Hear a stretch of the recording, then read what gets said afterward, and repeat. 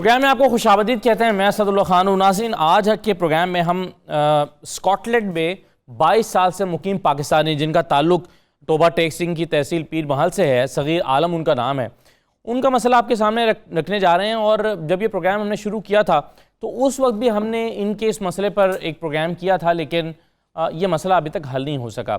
तो आज के प्रोग्राम में एक तो हम दोबारा से इनके मसले पर बात करने जा रहे हैं, दूसरा ये देखेंगे कि क्या वजह है, क्यों अभी तक मसला हल नहीं हुआ।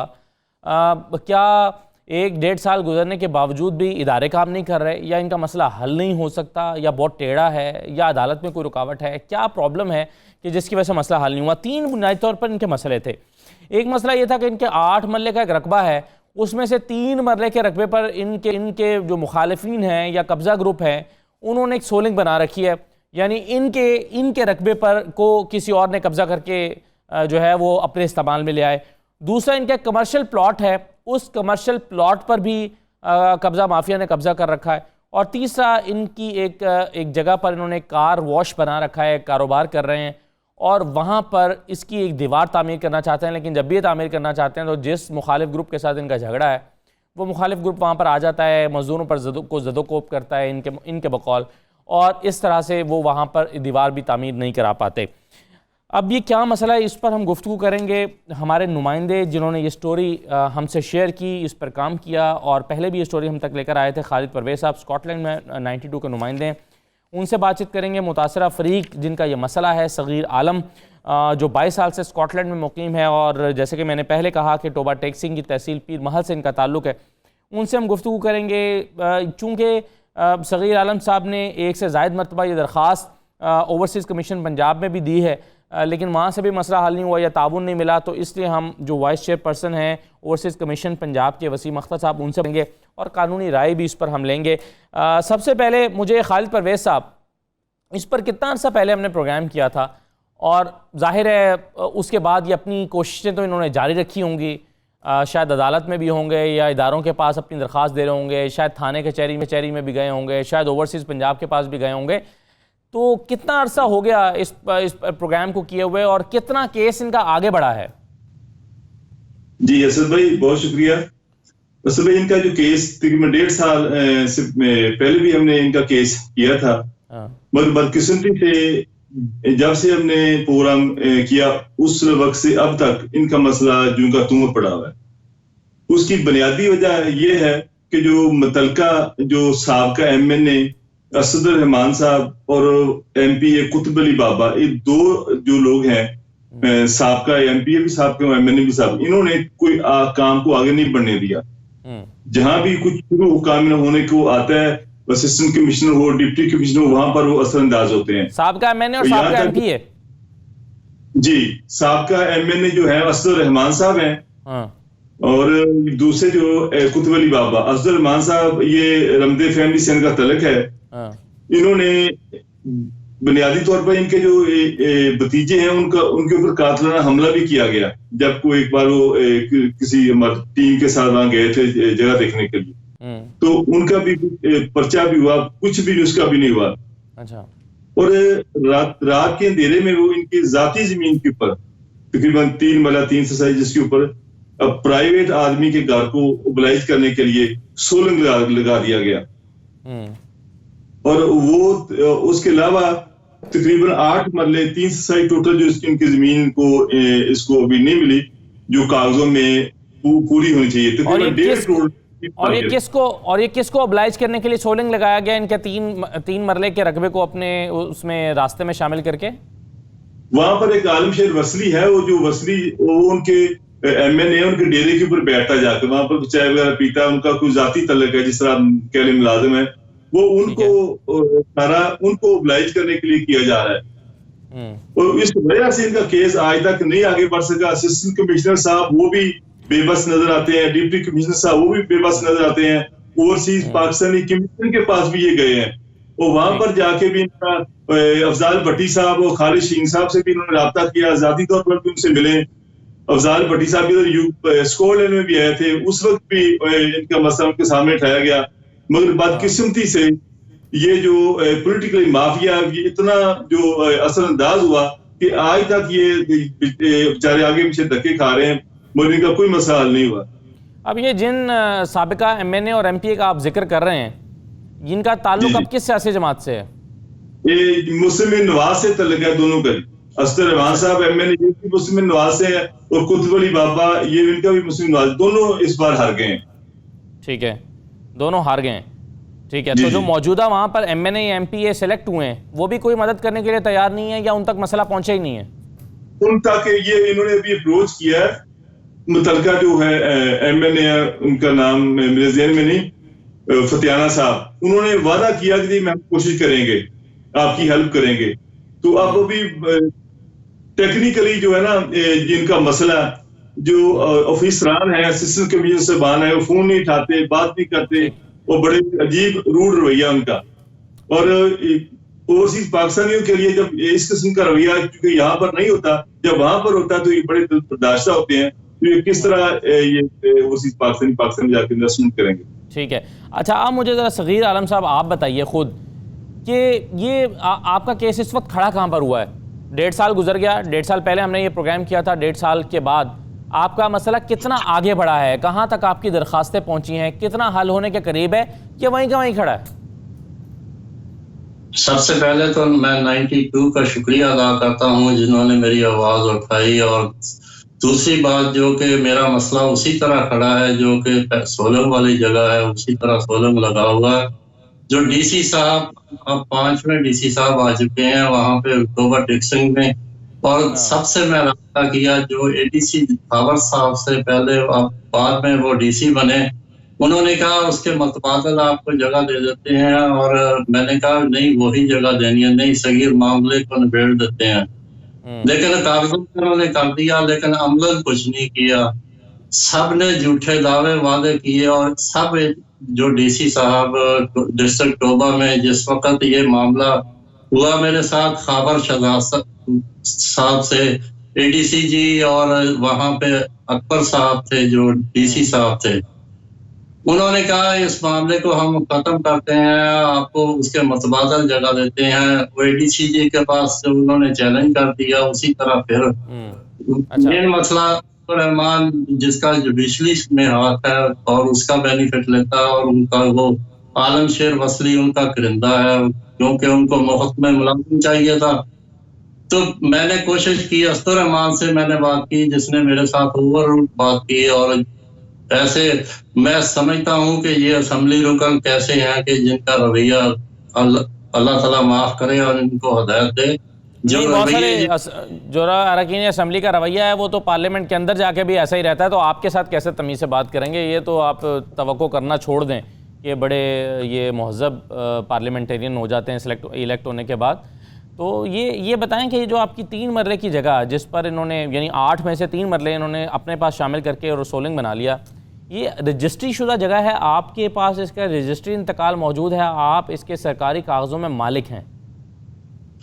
मैं सरकारी कागजों में असदुल्ला साहब मालिक हूँ, और मेरा 10 साल पहले खरीदा था, जिससे मैंने वहां पे मिट्टी डाली हुई थी, और इन्होंने उस बंदे को जाती असर रसूल पे इनको सोलंग दिया गया जो कि गैर कानूनी था। जो मैंने एप्लीकेशन बहुत सारे अदारों में, ओवरसीज कमीशन में मैंने, जब मेरे साथ ये मसला हुआ 19 तारीख को और 20 को मैंने एप्लीकेशन डाली, और जिसका कंप्लेन का नंबर इन्होंने दिया 5904।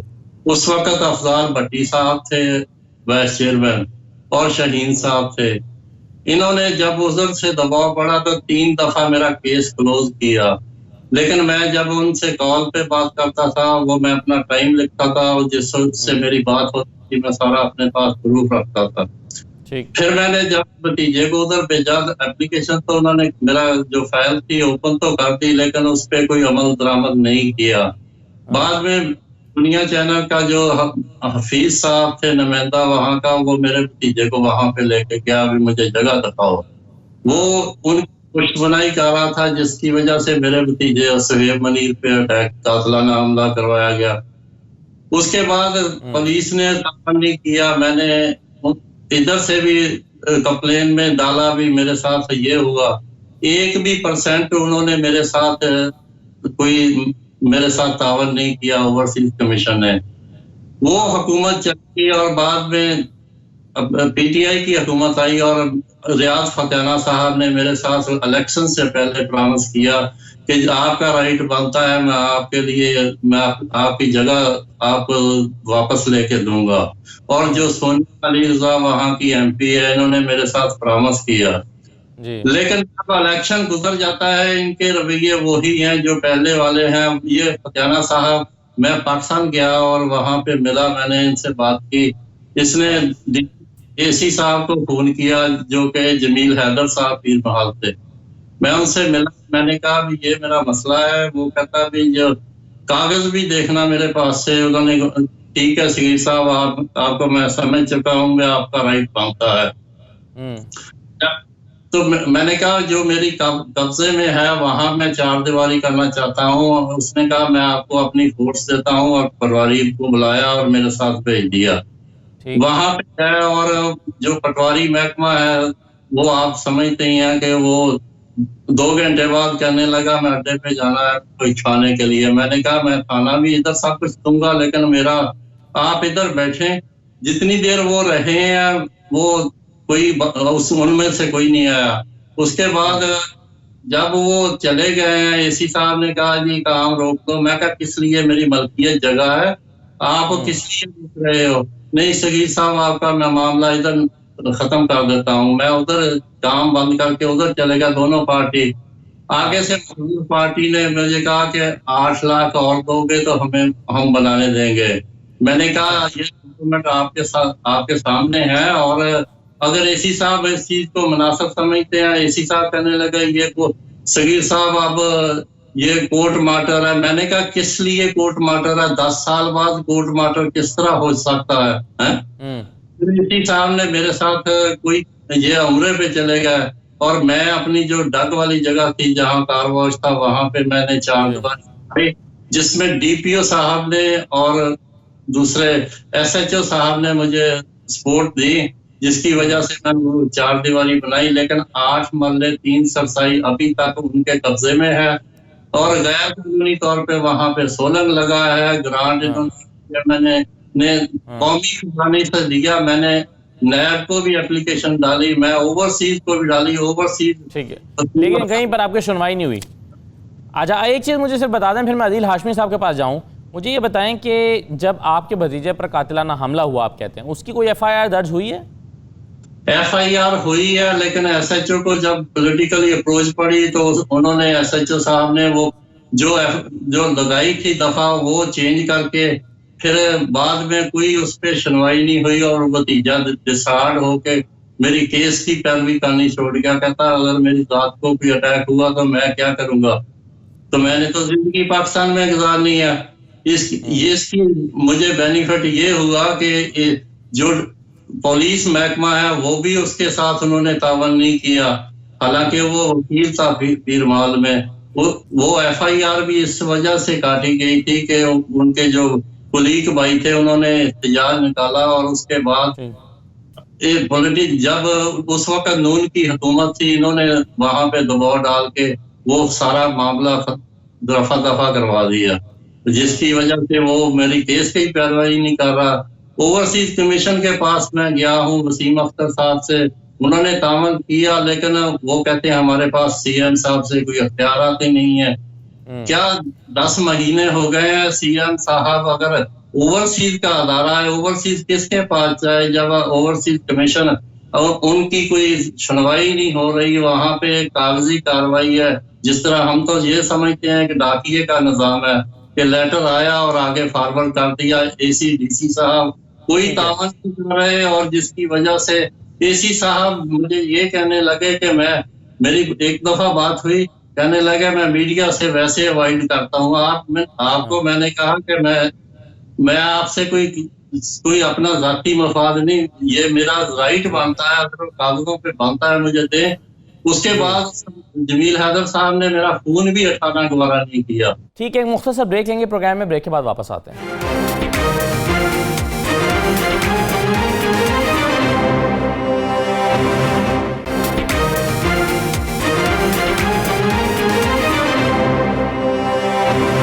प्रोग्राम में आपको दोबारा खुश आमदीद कहते हैं। अब मुझे आदिल हाशमी साहब, बड़ी तफसील से आपने सारी स्टोरी सुन ली है, कि इनका मौक़िफ़ तस्लीम भी करते हैं लेकिन इनके साथ खड़े नहीं होते, इनका मसला हल नहीं करने के लिए खड़े होते। फिर FIR वो कहते हैं उसकी दफ़ा तब्दील कर दी गई, और मुसलसल थ्रेट की वजह से अब इनका भतीजा इनके केस की पैरवी करना छोड़ गया, जो पाकिस्तान में केस की पैरवी कर रहा था। क्या कहते हैं आपके ख्याल में क्या कानूनी रास्ता है इनके पास?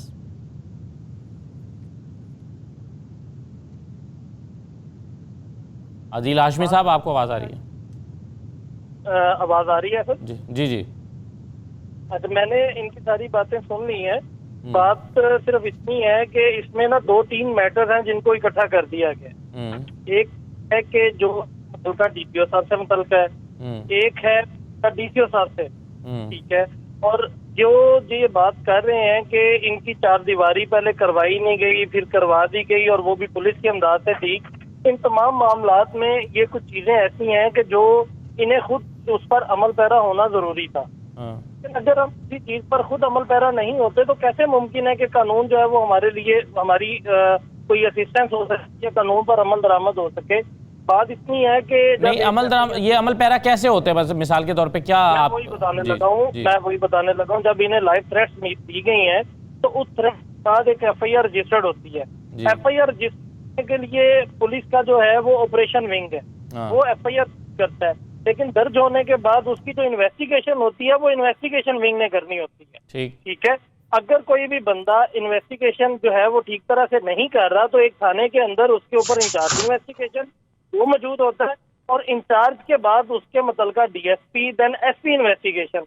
अगर ये किसी से भी इनको ये इनका ग्रीवेंस रिड्रेस नहीं हो रहा था, या अगर पुलिस अपनी ड्यूटीज को in accordance with law perform नहीं कर रही थी, तो फिर इन्हें चाहिए था इसमें इसके जो हायर अप्स थे उनके पास जाते।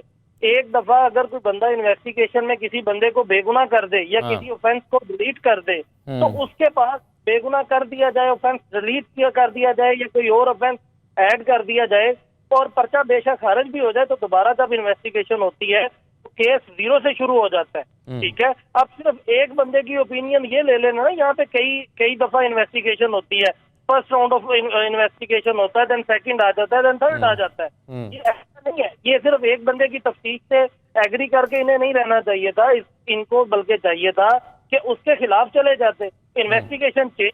अगर कोई बंदा इम्पार्शियल इन्वेस्टिगेट नहीं कर रहा था इनके मैटर को, ये चेंज करवाते और उसके दूसरे ऑफिसर से, किसी और ईमानदार ऑफिसर से इन्वेस्टिगेशन करवाई जाती और इनका case in accordance with law हो जाता मुकम्मल। ये थी इनकी हद तक बात।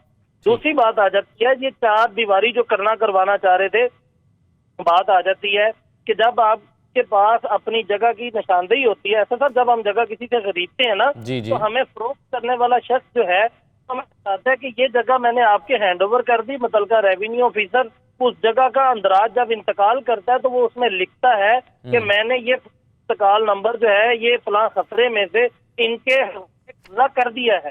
ठीक है। यानी फलां खसरे से इनके कब्जा भी जो हवाले कर दी। अब जब कब्जा इनके हवाले हुआ, अगर उसके बाद से मसाइल बनते हैं तो इसका मतलब ये है कि रेवेन्यू ऑफिसर अपनी ड्यूटीज को परफॉर्म कर चुका।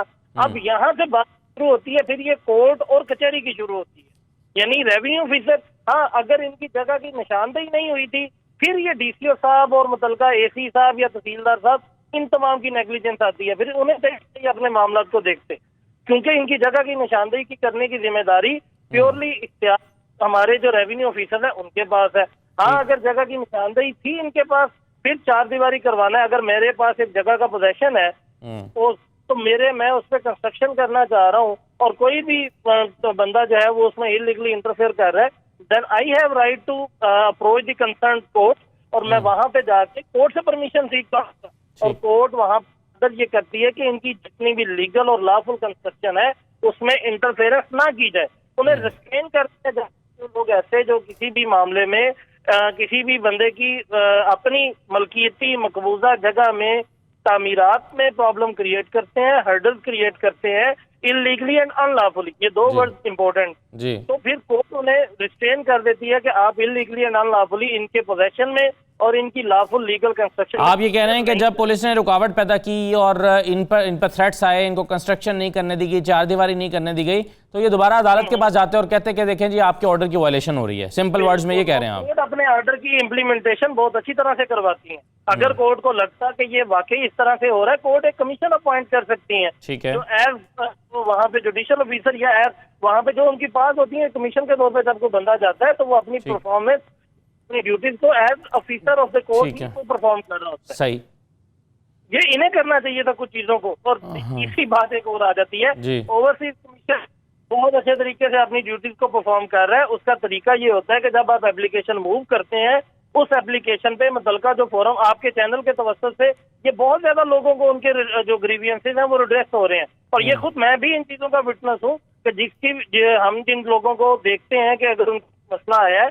तो उसका प्रोसेस पुलिस कमीशन के अंदर असदुल्ला ऐसा है कि वो एप्लीकेशन मुतलका डिपार्टमेंट, अगर वो पुलिस की नेग्लिजेंस आ रही है तो वो मुतलका डीपीओ को, यानी लाहौर से बाहर डीपीओ को भेजते हैं। विद इन लाहौर जो है वो अगर देखें तो उसमें सीसीपीओ साहब को जो है वो एप्लीकेशन जो है फॉरवर्ड की जाती है फॉर नेसेसरी एक्शन।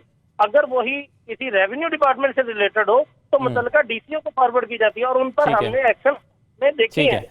राइट, अब इन तीनों चीज़ों का जो आपने कहा, इसका तो मैं सगीर आलम साहब से जानता हूं कि क्या जवाब है, लेकिन पहले खालिद परवेज़ साहब, एक चीज़ जो मेरे जहन में पैदा हो रही है कि जब तजवीज़ कर रहे हैं अदील हाशमी साहब कि आपको ये सारे काम करने चाहिए थे, आम तौर पर जो ओवरसीज़ पाकिस्तानी हैं उनका मसला ये होता है कि वो बड़े मुख्तसर वक्त के लिए पाकिस्तान में आते हैं और जाहिर है जब वो वापस चले जाते हैं तो उसको उस तरह से परसू नहीं कर पाते हैं, क्योंकि यहाँ पर आपको बार बार अदालतों के चक्कर काटने पड़ते हैं या इदारों के चक्कर काटने पड़ते हैं, पुलिस के पास जाना पड़ता है या ओवरसीज़ कमीशन में परसू करना पड़ता है। तो आम तौर पर पाकिस्तानियों का इस पर जवाब ये होता है खालिद साहब कि ये जी मैंने वापस आना था, मैं इसको परसू नहीं कर सका, और जो पाकिस्तान में मेरी पैरवी कर रहा था उस पर तो पहले ही सगीर आलम साहब ने कहा कि भतीजा डर गया जब उन पर कातिलाना हमला हुआ। तो आम तौर पर क्या इतनी एक्टिवली परफॉर्म करने में यही रुकावटें पेश आती हैं ओवरसीज़ पाकिस्तानी को अपने केसेस में? खालिद परवेज़ साहब। जी यसर भाई, बिल्कुल आपने सही फरमाया। ऐसा ही मसला है जो ओवरसीज़ पाकिस्तानी है। अभी रिसेंटली मुझे कल किसी ने कॉल की, खातून ने, वो बता रही कि किसी वकील ने। अच्छा खालिद परवेज़ साहब, एक मुख्तसर सा ब्रेक ले लेते हैं प्रोग्राम में, ब्रेक के बाद मजीद बात करते हैं।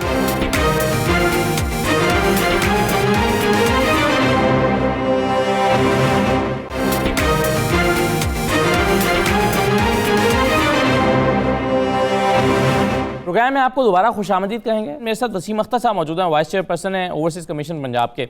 वसीम अख्तर साहब बहुत शुक्रिया। ये जो है वो सगीर आलम साहब हैं, स्कॉटलैंड में रहते हैं और इनके 2-3 तरह के मसले हैं। एक तो इनकी जगह में से जो है वो कुछ 3 मरले के करीब जगह लेकर एक बासर शख्स को रास्ता बना दिया गया, सोलिंग बना दी गई। फिर इनका एक कमर्शियल प्लॉट था, उस पर कब्जा हुआ है। तीसरा ये कि कब्जा माफिया इनके बकौल जो है वो इनका ये जगह पर चारदीवारी करना चाहते हैं, वो नहीं होने दी गई।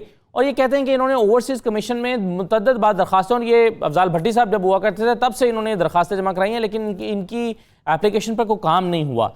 क्या आपके इल्म में है ज़ाती तौर पर ये मामला वसीम साहब? बताता चलूँ, बिल्कुल मेरे इल्म में है। सगीर असलम साहब क्योंकि मीडिया से भी इनका ताल्लुक है तो मुझसे मिले थे आके। इनके केसेस जो थे, एक तो मेरे ख्याल में क्लोज कर दिया गया था। एक इनका जो इशू था कि इन्होंने एक प्रॉपर्टी ली थी और उस पर चारदीवारी नहीं करनी दी जा रही थी। तो ये जब लास्ट टाइम पाकिस्तान आए हुए थे तो मैंने खुद डीसीओ साहब से बात की थी, ये भी जाके मिले हैं डीसीओ साहब से, तो उसका कब्जा तो हमने इनका वागजार करवा दिया था। इनका एक और इशू है को जो लोकल एमएनए थे या कोई एमपीए थे मुस्लिम लीग के, उन्होंने को कॉलोनी काटी थी और इनकी जो जमीन थी वो सड़क में ला के इनका प्लॉट जो है वो जब्त कर लिया, वहां से सड़क निकाल दी। वो केस चल रहा है। वो क्योंकि मैं ऑब्वियसली बहुत सारे ऐसे केसेस थे जो पीछे मतलब के सियासी बेसिस पे जो लोगों को इंसाफ नहीं मिल सका, हम उन केसेस को टेक ऑन कर रहे हैं। काफी सारे केसेस रीओपन भी कर रहे हैं। इनके केस के सिलसिले में भी हमने लिखा हुआ है डीसीओ साहब को। हमने अभी जो डिस्ट्रिक्ट कमेटीज हैं वो भी फॉर्म कर दी हैं, जो बाकायदा हियरिंग स्टार्ट हो जाएगी डिस्ट्रिक्ट की। उसके बाद इनका केस जो है उसको रीओपन करके इसके जितने भी मामलात हैं वो इसकी एक टर्म है, छांट बोलते हैं, इनके जो जमीन की छांट करवानी पड़नी है कि एग्जैक्टली उससे फिर एलोकेट हो जाएगा कि इनकी जो 3 मरले जगह है वो कहाँ है। अगर सड़क में भी हुई तो या जो वो दूसरी पार्टी है उससे इनको पैसे लेके देंगे या इनका कब्जा लेके देंगे, क्योंकि कानूनी तौर पर जो इनका हक है वो उसको उन्हें मिलना चाहिए और इसके लिए हम पूरी कोशिश कर रहे हैं। अच्छा वसीम साहब, ये दो चीज़ें जो आप कह रहे हैं ना कि दो चीज़ें जहाँ पर आपने इनको रिलीफ दिलवा दिया है, वो रिलीफ ये कहते हैं कि नहीं मिला। अब ज़रा मैं मुख्तसरन कहूँगा कि 1 मिनट के अंदर अंदर सगीर साहब आप अपना ज़रा मौक़िफ़ सामने रख दें वसीम अख्तर साहब के, कि वो तो कह रहे हैं कि आपको रिलीफ दिलवा दिया दो चीज़ों में, 4 दीवारी वाले मामले में भी और दीगर दूसरे मामले में भी, तो आपको कब्जा भी दिलवा दिया गया, क्या हुआ फिर? नहीं, जो मेरा 2 कनाल 5 मरले का, दूसरा 2 कनाल 18 मरले था ना मेरा कार वॉश वाला, उसमें वसीम साहब ने मेरे साथ तावन किया, लेकिन ओवरसीज कमीशन की तरफ से अभी तक कुछ नहीं हुआ। लेकिन डीपीओ साहब को वसीम साहब ने फोन किया और मैं मिला हूँ, मैं सरवर साहब से मिला हूँ और मैंने रमजान साहब से भी मिला। मैंने उस वजह से वो बना लिया, लेकिन 8 मरले 3 सरसाई उसी तरह आलमशेर वसली के कब्जे में है। उसके बारे में वसीम साहब से भी मैंने बात की है, वो अभी तक कह रहे थे कि अभी ओवरसीज कमीशन को अभी इख्तियारात नहीं मिले। अच्छा चलें, ये अब वसीम अख्तर साहब आप इसको रिस्पॉन्ड करना चाहेंगे? हाँ, वो ये कह रहे हैं कि एक तो 10 साल का मामला है, पुरानी बात है, और वो जो जिसमें इम्प्लीमेंटेशन यानी फैसला इनके हक में हो गया, इम्प्लीमेंटेशन उसकी नहीं हो पाती। एसी साहब, उन्होंने पहले भी हमें बताया कि एसी साहब उनसे ताउन नहीं कर रहे, तो आप उनको क्या रिकमेंड करते हैं कि दोबारा उनको आना पड़ेगा ओवरसीज कमीशन के पास या क्या होगा? क्योंकि अगर फैसला हो जाता है और उसकी इम्प्लीमेंटेशन नहीं होती तो एक और प्रॉब्लम है। नहीं, मैं इसका बताता हूँ। इसका तरीकाकार ये होता है कि जब इम्प्लीमेंटेशन होती है ना, को फैसला होता है तो साथ ही बेल ऑफ ऑर्डर होता है। मुझे नहीं पता कि सदीक साहब ने जो है वो अपना बेल ऑफ ऑर्डर करवाया हुआ है कि नहीं करवाया हुआ है। अगर अदालती तौर पे इन्होंने बेल ऑफ अपना ऑर्डर करवाया हुआ है तो फिर उस पर हम फौरी एक्शन कर सकते हैं। हम पुलिस को साथ भेज के इनका कब्जा जो वागुजार करवा सकते हैं।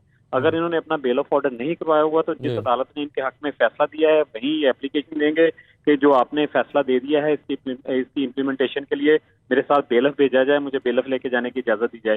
तो एक अदालती मामला अगर उधर से ये कंप्लीट कर लेंगे, उसके बाद पुलिस मैटर जो हैं वो हम डायरेक्ट पुलिस इन्वॉल्व करके इनके साथ भेज सकते हैं। और जैसा कि मैंने पहले बताया कि इनका जो एक केस तो मुझे ये बता के गए हैं, क्योंकि मैं इनके साथ 3-4 दिन कोऑर्डिनेशन में था उसका, जिसकी 4 दीवारी करवानी थी। इन्होंने मुझे कंफर्म कर दिया था कि वो हमारा काम हो गया है, हमारी 4 दीवारी हो गई है। दूसरा इनका मसला था जो जमीन इनकी आई हुई थी किसी कॉलोनी की सड़क में, तो वो काफी पुराना मसला था, क्योंकि मसला सेंसिटिव नौयत का था, फिर कोर्ट में गया हुआ था।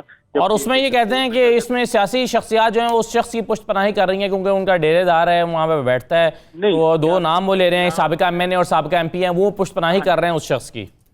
लेकिन पहले होता रहा है, सियासी शख्सियात की मुदाखलत थी तो ये इतना बड़ा जो इशू क्रिएट हुआ है। लेकिन जब से मैं बैठा हूँ इंशाल्लाह ऐसा कोई मामला दरपेश दोबारा नहीं होगा। एक मैं बात आपको बताता चलूं, मैं 5 तारीख को यूके विजिट कर रहा हूँ। चीफ जस्टिस ऑफ पंजाब जो हैं वो भी यूके विजिट कर रहे हैं। मेरी 3 दिन पहले उनसे मुलाकात हुई थी।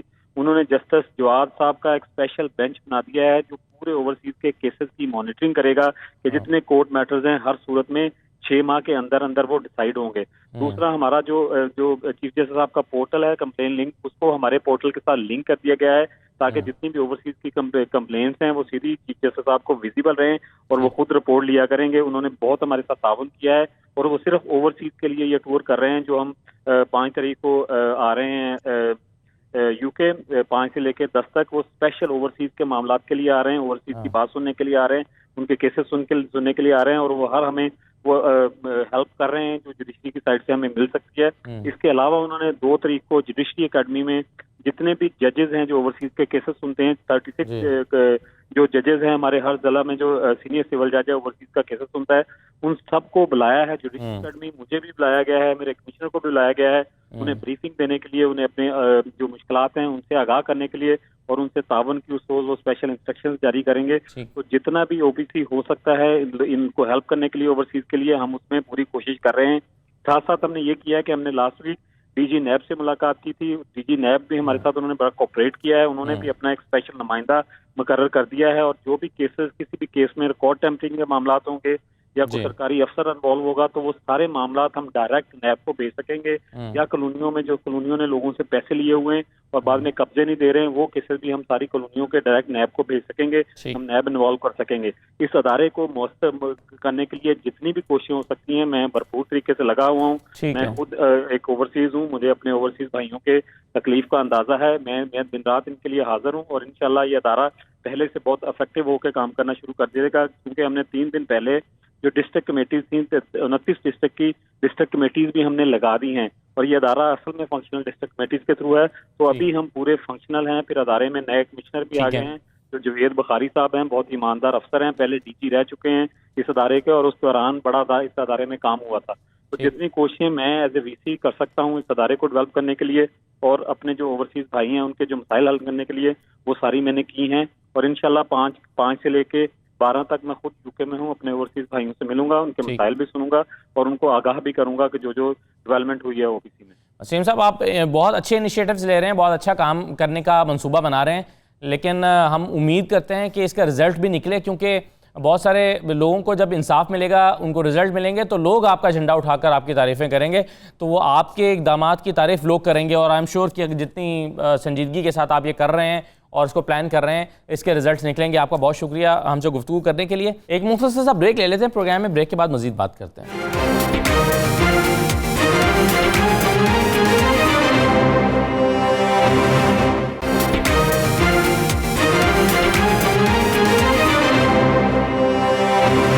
प्रोग्राम में आपको दोबारा खुश आमदीद कहते हैं। अब जरा खालिद परवेज़ अपनी बात मुकम्मल कर लें, फिर मैं सगीर आलम साहब के पास जाता हूँ। जी असल में जिस तरह बात करते हैं कि ओवरसीज पाकिस्तानी वो ज्यादा देर पाकिस्तान जाके रुक नहीं सकते, उनकी होती हैं, मसले होती हैं।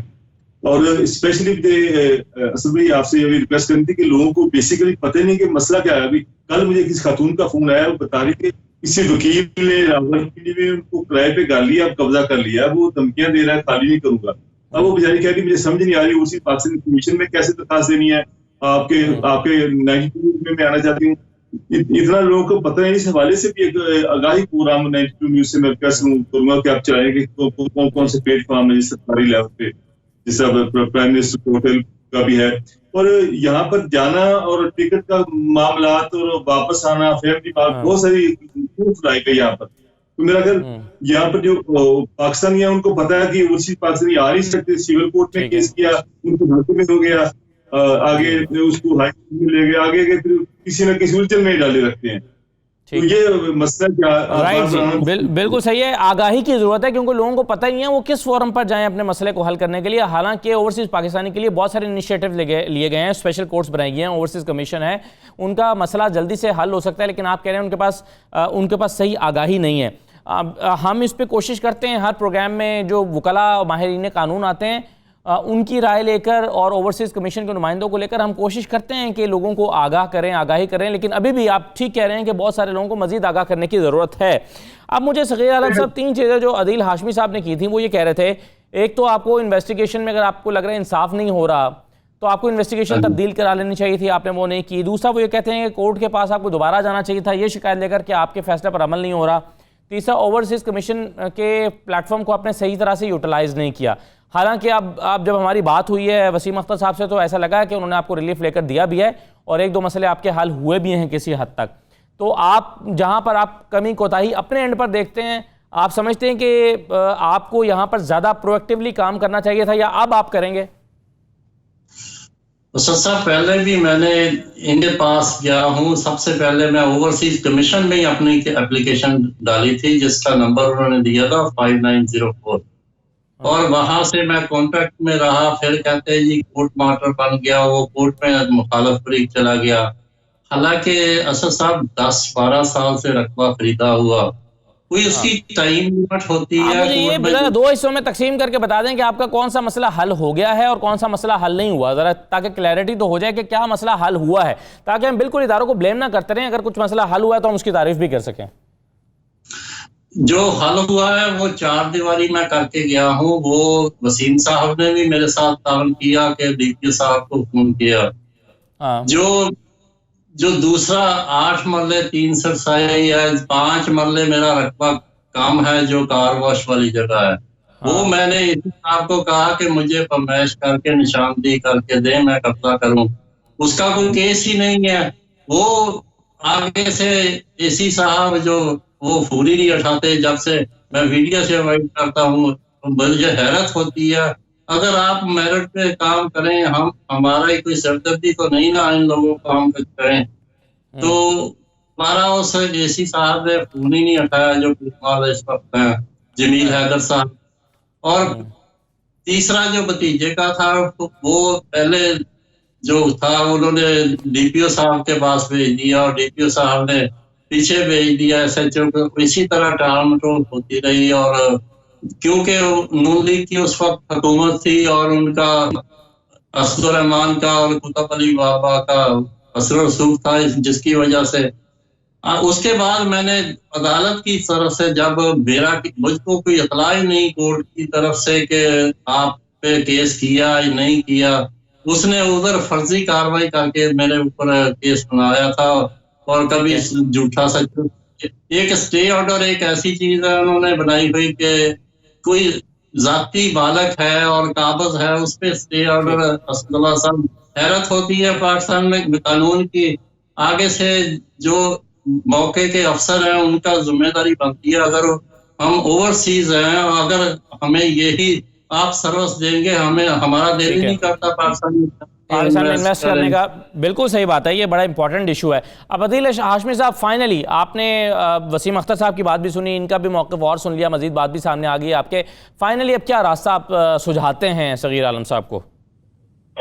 असद, मैं बात सिर्फ इतनी करना चाह रहा हूँ कि किसी बंदे का पाकिस्तान में होना जरूरी नहीं है उसके केसेस की पैरवी करने के लिए, ना ही सिविल में ना ही क्रिमिनल केसेस में। ठीक है, सिविल या क्रिमिनल दोनों केसेस में कोई भी बंदा उनके बिहाफ पे एज अटॉर्नी अपीयर होके वो अपने केसेस को प्लीड कर सकता है। उनकी इस केस में तो इनके बिहाफ पे जो अपीयर हो रहा था वो तो बेचारा डर गया ना हमला होने के बाद। तो सर वो अगर वो डर गया तो ये कोई और बंदा इनके पार्ट पे अपीयर हो सकता है ना।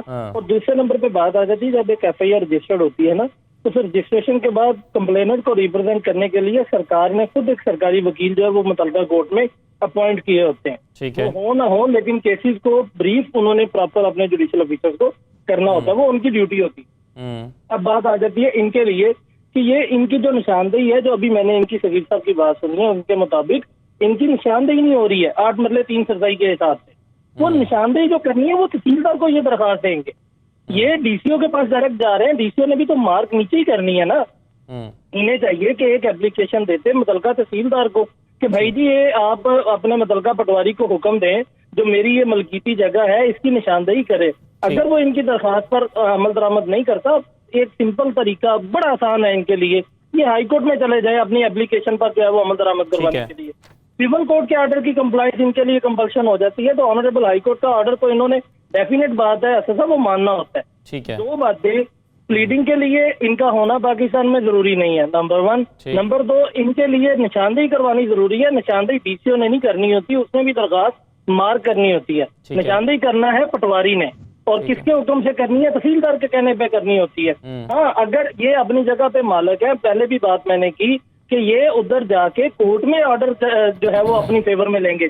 अगर कोई बंदा सपोज चला जाता है, इनके अगेंस्ट चला गया, उसने जाके स्टे ले लिया इनकी जगह के ऊपर, अब उसने जो स्टे लिया है, कोर्ट 3 चीजों को देख रही होती है स्टे देते हुए। इंटरम रिलीफ होता है, वो स्टे कोई पक्की चीज नहीं आ जाती, कंफर्म नहीं होना होता। जब उसने एक स्टेज ऐसी आती है कि जब उस स्टे को जो इंटरम रिलीफ के तौर पे ग्रांट किया होता है, उसका फैसला होता है कि क्या उसको कंफर्म करना है या उस एप्लीकेशन को खारिज करना है। अब ये स्टे लेके इनकी अगेंस्ट नेग्लिजेंस है कि अपने केसेस की पैरवी करें। कोर्ट में सिविल अदालत के अंदर तो जो बंदा राइट जी, बहुत शुक्रिया आदिल हाशमी साहब, बहुत तफसील से आपने बताया कि इन्हें क्या करना चाहिए। सगीर आपका भी शुक्रिया और खालिद परवेज साहब आपका भी शुक्रिया। असल मसला आगाही का भी है और असल मसला यहाँ पर मौजूद ना होने का भी है, और सबसे बड़ा मसला इदारों के एक्टिव होकर काम ना करने का भी है। तो सारे ही मामलात में बेहतरी की ज़रूरत है, तब यह मसला हल हो सकता है। ओवरसीज़ पाकिस्तानीज़ के लिए बहुत सारे कवानीन बनाए गए हैं, उनको रिलीफ देने के लिए बहुत सारे इनिशिएटिव्स लिए गए हैं, उनको भी बाज़ औक़ात पूरी तरह से अपने हक़ में इस्तेमाल नहीं किया जा रहा। तो जो ओवरसीज़ पाकिस्तानी हैं उनको चाहिए कि जो उनके हक़ में कवानीन बनाए गए हैं, जो यहाँ पर इदारों को मुतय्यन किया गया है ख़ास तौर पर उनके काम करने के लिए, उसको पूरी तरह से अपने हक़ में इस्तेमाल करें। और इदारों को भी पर भी लाजिम है कि वो उस कानून की रूह के मुताबिक इन पाकिस्तानीज़ को इंसाफ देने के लिए अपना किरदार अदा करें, तभी ये लोग पाकिस्तान में इन्वेस्ट करेंगे, पैसा पाकिस्तान में लेकर आएंगे। और इस वक्त जो पाकिस्तान की मईशत को ख़ास तौर पर ज़रूरत है वो ओवरसीज़ पाकिस्तानी के इखलास और पाकिस्तान पर एतमाद की ज़रूरत भी है। उम्मीद है नई हुकूमत इस पर खूब गौर करेगी। इजाज़त दीजिए, अल्लाह हाफ़िज़।